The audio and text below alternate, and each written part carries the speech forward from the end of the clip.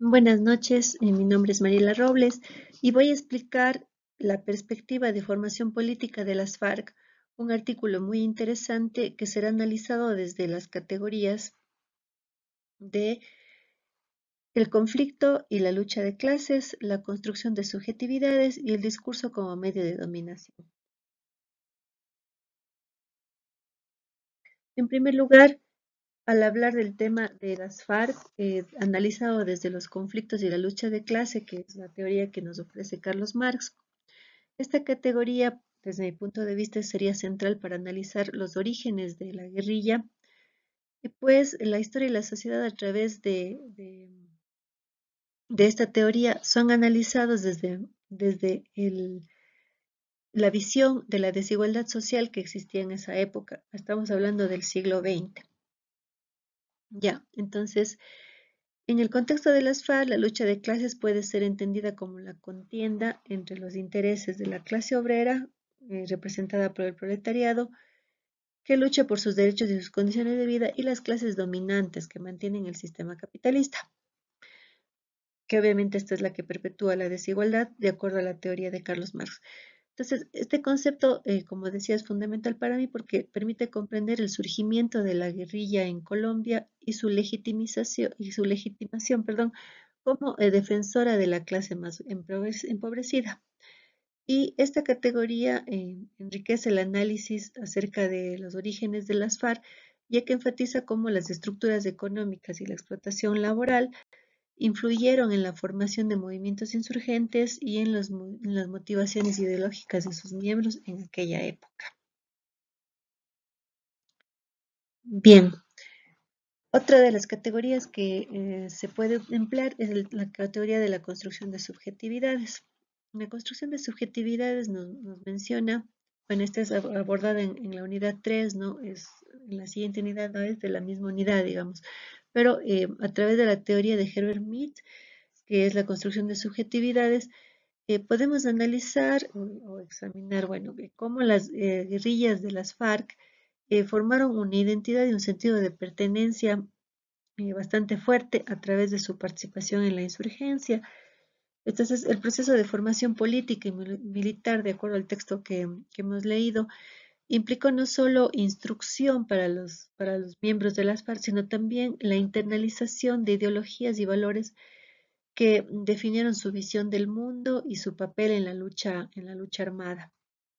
Esta categoría para mí es relevante porque permite analizar cómo las FARC desarrollan su identidad y sentido de pertenencia a lo largo de la historia y la mantienen. A través de la formación política y militar, los guerrilleros fueron moldeando su subjetividad que los alineaba con las ideologías del marxismo-leninismo y la lucha armada.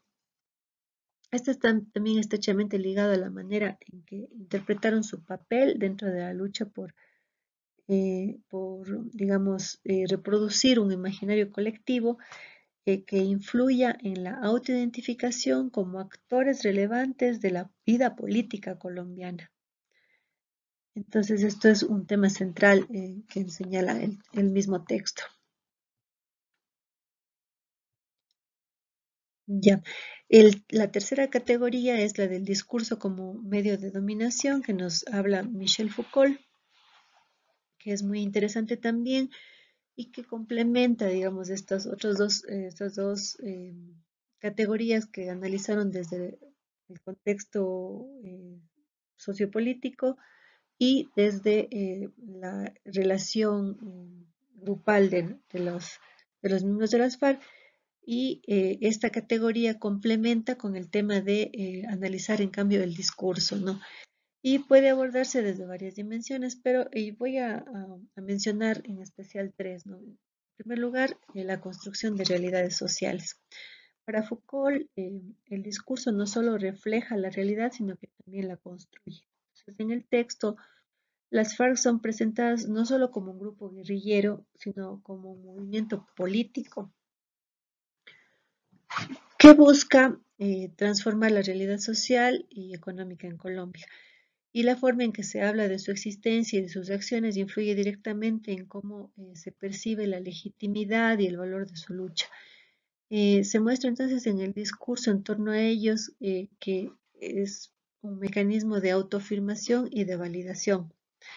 Esto tiene que ver también con lo que se denomina la intersección de poder y resistencia, pues el analizar la educación y la formación que reciben las FARC revela que el discurso de la guerrilla no solo busca el control, sino también la formación de un nuevo tipo de sujeto político que puede resistir las estructuras de poder existentes. Y esto se conecta con la idea de que el discurso puede ser utilizado como una forma de resistencia frente a la opresión, lo que, digamos, sería lo que contrasta o lo que sería lo contrario a las narrativas dominantes, ya que estas, en cambio, buscan legitimar y evidenciar a la guerrilla como solamente desde los actos violentos que se pueden visibilizar, sin, digamos, descontextualizando su lucha. Ya. Y por último, también podemos hablar del tema de la participación de las mujeres, ¿no? El texto menciona cómo las mujeres son a menudo representadas como víctimas en lugar de actoras en procesos de cambio social. Foucault destaca que el discurso de victimización puede ser una estrategia de poder que busca despojar a las personas de su autonomía y de su capacidad de resistencia. Entonces, este punto es crucial porque nos permite entender cómo la narrativa sobre las FARC puede minimizar el papel activo de sus militantes, ¿no? Esta narrativa desde los grupos dominantes, obviamente, y presentan su lucha más como una tragedia que como una lucha contra la opresión. Bueno, entonces estas son las categorías que he elegido y he podido visibilizar en este texto. Les agradezco por su atención.